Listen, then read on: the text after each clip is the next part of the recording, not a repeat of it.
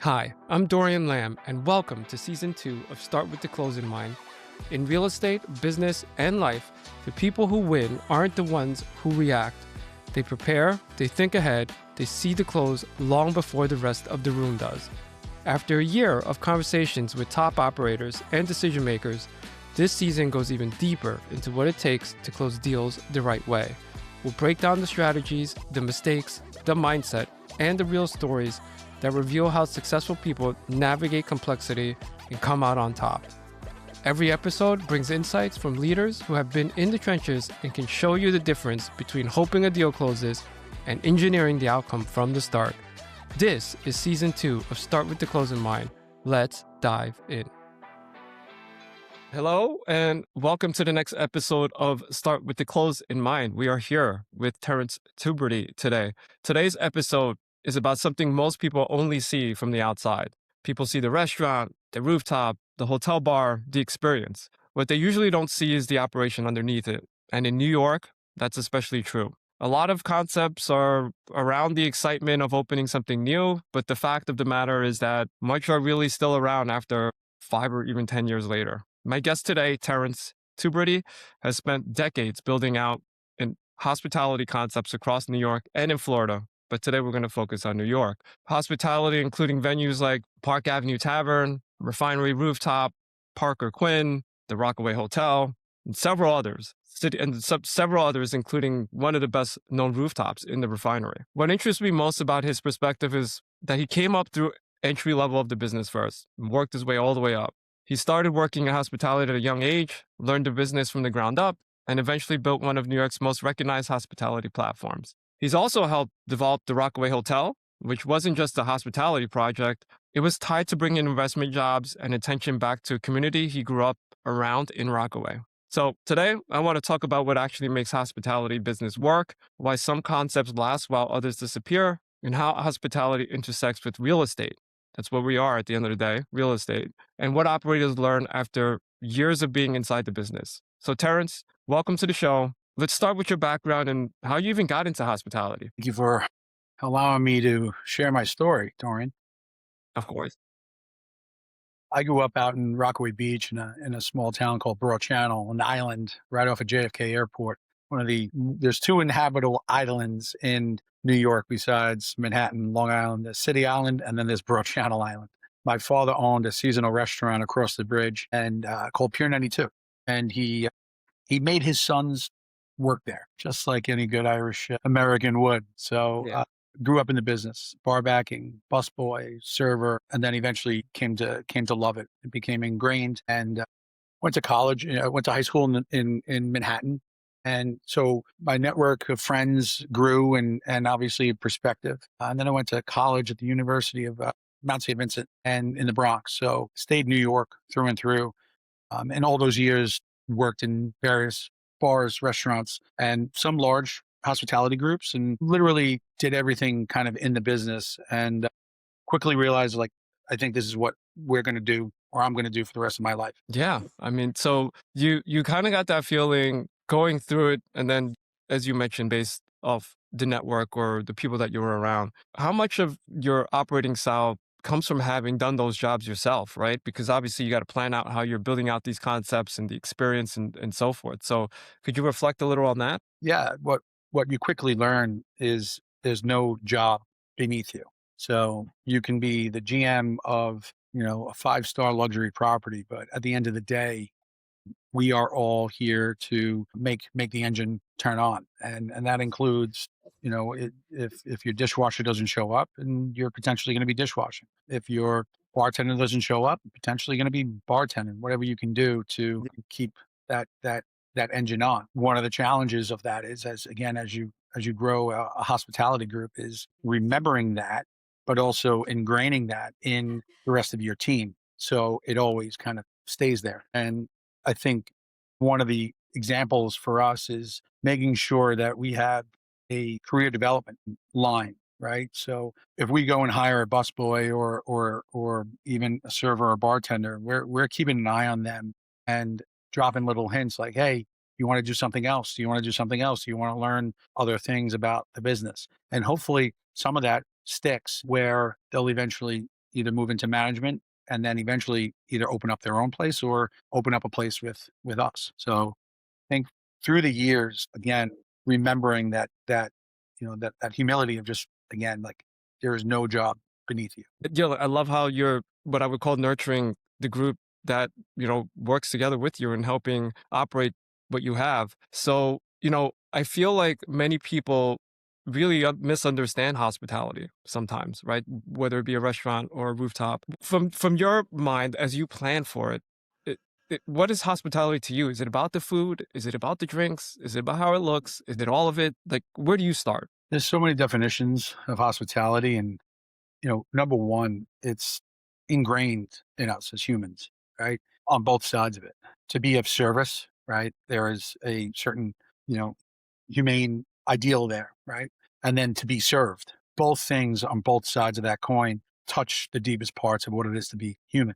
And so hospitality means to be human at the end of the day. And what I try to, instill in myself is that we are of service. Food, quality, all those things are very important, and those are cogs in that wheel. But at the end of the day, it's how we're making our guests feel, and how you make your guests feel is anticipating their needs, seeing it before they come, noticing it. Why are they there? One of the first things that we teach our hosts and our servers is understanding, like, why is this guest there? Are they there for a business meeting? So let's not interrupt them too many times. Let's not go through the whole spiel. Is this your first time here? All those things that you Yeah. kind of expect. They want to meet. They don't want to be interrupted too many times, but they want a good service, and usually get in and out of a lunch meeting 45 minutes to an hour, right? Or at night, if they go into a rooftop, identifying them, they're here for a special occasion, right? They want a special table, and then recognizing them and hitting them with a glass of champagne as they come in, or just providing a little bit more elevator, a little bit more attention to their service. So it's so many different facets to hospitality. It's not just one defining moment or thing. Yeah, that's great, Terrence. What I love about what you said is that it's human, right? And ultimately, being human it leads down to feelings and how you feel about the experience. And the way you defined it, you can apply it, I feel, to many other aspects of life. But it's being aware, right? Being aware of your situation, being aware of what's going on, and not just being a template and adjusting it according to what the situation is, who the people are, what time it is. So there's a lot that goes into that in general, just from, like you said, of service. Now, opening a venue is already really hard. What I'm sure that has a part to do with it, but if you were to kind of think back upon your experience, what would you say is kind of your not so much trick, but what is some of the reasons why you're so good at keeping places relevant Well, longer? 'Cause I feel like that's I'm the not sure hardest about part that. of hospitality. Thank you. But I think remembering, obviously, like some of the places that have been open for quite a while. I'll take Park Avenue Tavern, for instance. We just celebrated our 15th year. Yeah. It's just remembering who we're serving.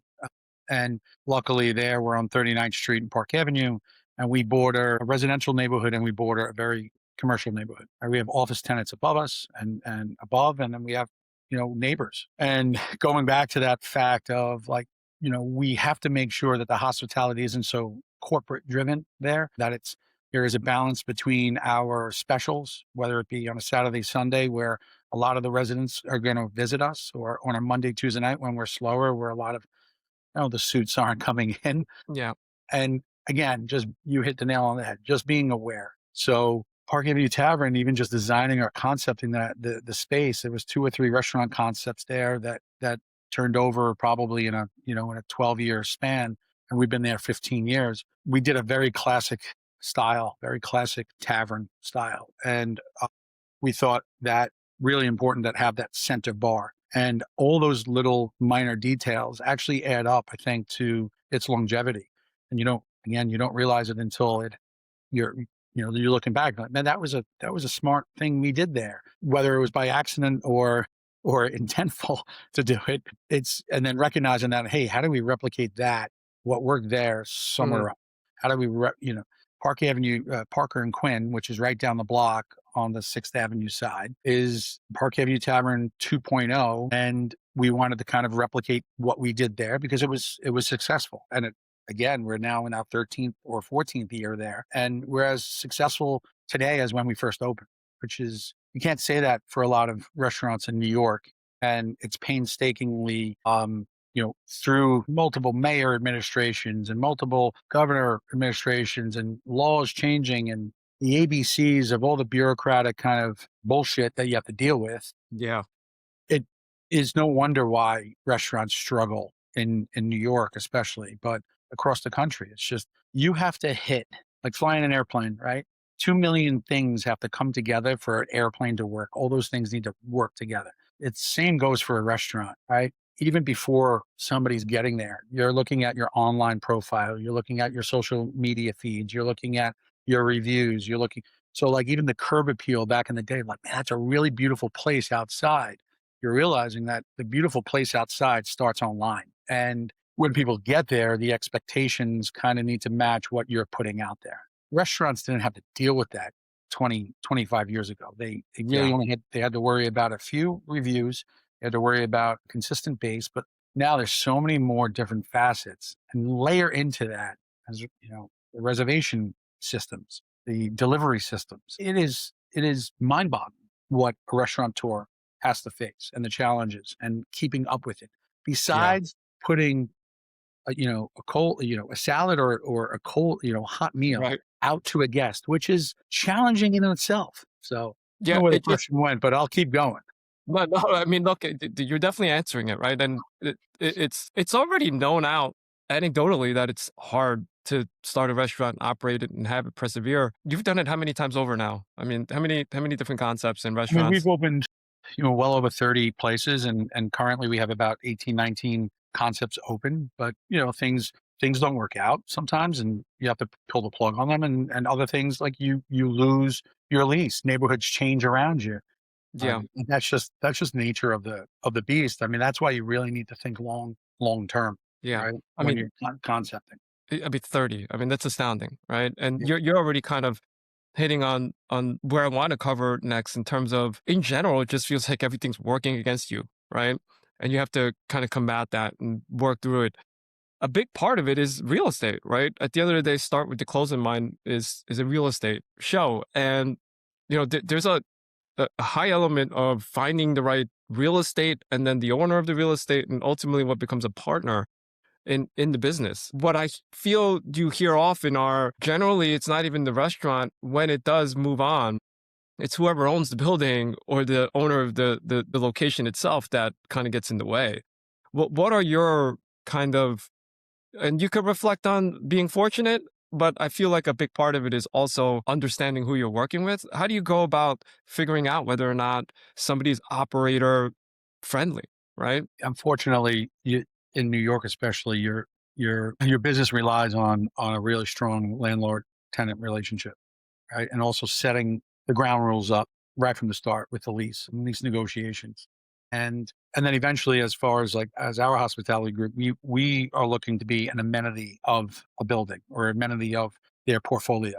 And but when we first started opening places, we were a strictly landlord tenant kind of relationship. And you quickly realize that a lot has to do with that, making sure that's strong. Sometimes when a lease is coming up towards its end, you're the only operator really that knows, and this is the benefit, whether you could stay there or not, right? You know the numbers. You know the numbers that you can do. So when it says going to market rent, I don't know what that means in this kind of current market, or to be honest with you, the last 10 years market rent. There's so many different factors that play into what market rent really means. And again, that's why you're seeing a lot of the real estate companies either hire hospitality groups to do their programming for their campuses, as they call it, right? Yeah. So it's an important for us as growth. It's important for us to get recognized as that potential tenant or client, and we have relationships like that currently, which have worked out well. But at the same time, like, there's still a number that is still debt service. There's still Yep. things that they need to do Yeah. to pay for And it's funny when landlords would say, I'm not in the restaurant. I'm not in the restaurant business. You are. And our response always back is, then if you're not in the restaurant business, then why do you think you could charge certain rents that you think you can? If you don't understand anything about the restaurant business, we're telling you what we think we can do, and let's come up Mm, with an agreement that protects your downside, protects our downside, and then on the upside, potentially everybody wins. And yeah. that's the kind of relationships you want to develop. And then, Yeah. quite honestly, you also just want to buy your own building if you can, and then you're in charge of your own destiny. Yeah. I mean, you're going to be always the best tenant to your own building, right? That you own. You, yeah, usually, Yeah. usually, Yeah. I mean, we have that situation here, obviously completely different thing, but in general, that's, in the back of everyone's mind, but you have 30 different concepts, right? It's easier said than done to say, let me just buy 30 buildings, right? Especially in Manhattan. yeah. And again, we're restaurants run on very small margins, and obviously the last 5 years, 6 years have been extremely challenging. Not only just obviously COVID, but inflation, right? And its compounding effects on payroll, cost of goods, and insurance. Yeah. So, you know, the golden rule was always like, hey, if a restaurant can get 20% margin, it's in the top tier of profit. Now, some of our restaurants are running at a 5 to 7% profit margin, which makes it extremely challenging, because if you have a few bad months of weather like we did, then the pendulum could swing the other way very, very easily. And it's just like one little string gets pulled out, and Yeah. Yeah. it could fall apart. Yeah. And So we're reflecting on just I love your analogy of the airplane in the sky with 2 million different parts that have to work at the same time. And that's the stuff that is somewhat in your control. And what we're kind of going down in terms of covering is that there's just so much that's out of your control between the landlord and all these different things and the weather, right? So with all that said, you took it even a step further and you said, you know what, I'm going to develop my own hotel, right? With the hospitality and a restaurant concept in it. But it wasn't because you wanted another basic concept anywhere. You wanted to do it for your community. I mean, can you tell us a little about what really drove you for the Rockaway Hotel and developing that? I think I think every entrepreneur tries to fill a gap, tries to fill a need. And myself and my partners saw that there was no hotel on 11 miles of urban beachfront property. There was no hotel, not one. And again, 50, 60 years ago, there were thousands of hotel rooms. And it was a decision that developed over the course of years. Even myself, when I lived in Manhattan, and I would come down to Rockaway to hang at the beach, and hang at the bars, and then either I had to crash on my parents' floor, or stay at a friend's house. And I'm like, wait a minute, why isn't there a hotel? And but if you're going to build a hotel, it has to check a lot of boxes for it to be successful, and for it to stand kind of the test of time. Now, that I don't know what the test of time means in the kind of a out in the Rockaway community, but we've been Yeah. open now. We've been open now 6 years. We had a year and a half of COVID kind of regulations and such. And while we're looking at trying to fulfill what the community needs were, is a year-round restaurant, right? A banquet facility where even locals don't have to leave the beach to have a wedding. They could have a wedding on the peninsula. People from the mainland could come here and have a wedding and a banquet facility. And then on top of that, like showing, like, I think there's a certain beauty to Rockaway, and the people that get it, but it takes a little while. And there's been so much divestment in the Rockaways for decades, that it takes decades for it to kind of reinvest back in itself. And locally, so many locals here own their own restaurants, they run their own places, they own their own small businesses, and those are the little things that are going to that are going to stand the test of time for us. Like, that's what's going to make Rockaway successful and put it back on the map of where it was when my parents were growing up, in the 50s and 60s. So instead of everything going out east, or everything going to the shore, or everything going upstate, we have a ferry from Wall Street that could get here in 45 minutes. We have a beautiful national park that we sit in the middle of. And again, on top of that, we have 11 miles. We're 15 minutes from one of the largest airports in the world. So like all those things like make a lot of sense. Obviously, you're building something that's going to take a lot of time. So, and Yeah. understanding that and being patient with it, and that's obviously a challenge. Yeah. But at the same time, you see it in other ways, which is like extremely rewarding. And it's not me. It's a team here. It's a few hundred employees. It's our locals supporting us. It's all those things that have to all again work together to make it happen. Yeah. Kudos to you on that. And I can't believe it's already been 6 years. So, it's a really great testament to the type of person you are, and thinking from that lens, it's, you've done it all really from the hospitality standpoint, and that you've started, you've operated restaurants, you've started your own restaurants, you help others build the concepts out. You developed a hospitality and hotel concept. So look, the shows start with the close in mind, right? And I think you're the perfect candidate, or the perfect type of guest to kind of reflect on the things that people should be thinking about when they start with, let's say, operating or hospitality in mind, right? I remember very vividly that anytime I was involved in conversations with you and advising others, say with, your success on the Refinery Rooftop, that, there may be some owners that say, I want to put a rooftop bar in my building. And I know your first question is, how many elevators do you have, right?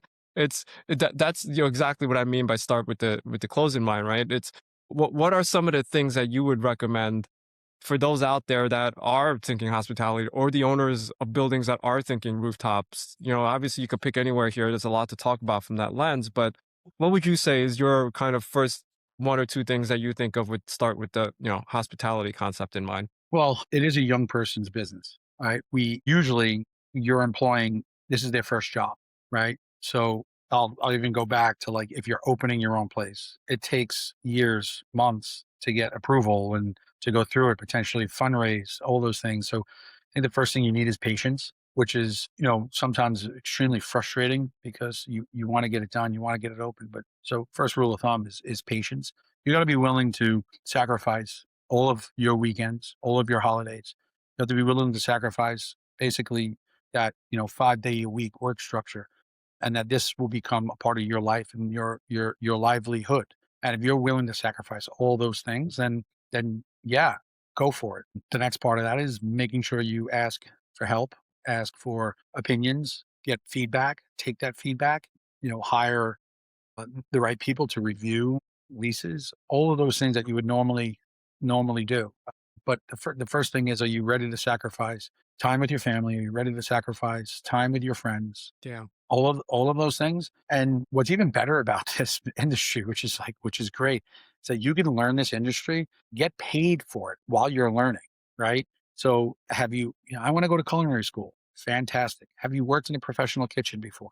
And I don't care if you're 17 or 18 or 19 years old. You can work in a professional kitchen. You get hired as a dishwasher, and you'll learn more as a dishwasher than you will in any 2-year culinary school. Fact. Yeah. So, you can learn so much while getting paid for it for free. And then you can determine whether, hey, you know what? I do want to work in this business or I don't. And that's number one. Like, have you worked in this in this business? Well, I like going to restaurants. I want to open up a restaurant. I like flying. I don't fly airplanes. Yeah. Yeah.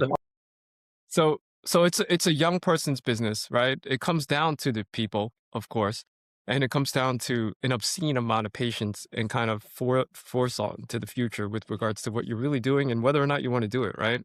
yeah.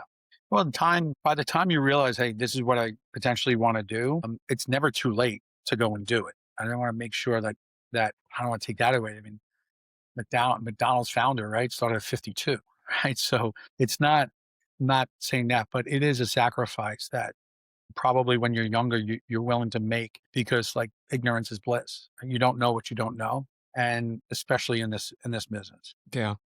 So Terrence, I really appreciate your time. I want to start wrapping up though. You know, what are some of the where can listeners kind of follow you? I mean, you have so many different concepts. It's I would just say go to your website. But and if I were to promote you, I would say definitely go to Park Avenue Tavern, Refinery, Park of Quinn. There's just so many different places, right? But where can people find you? Is a easy way of saying it.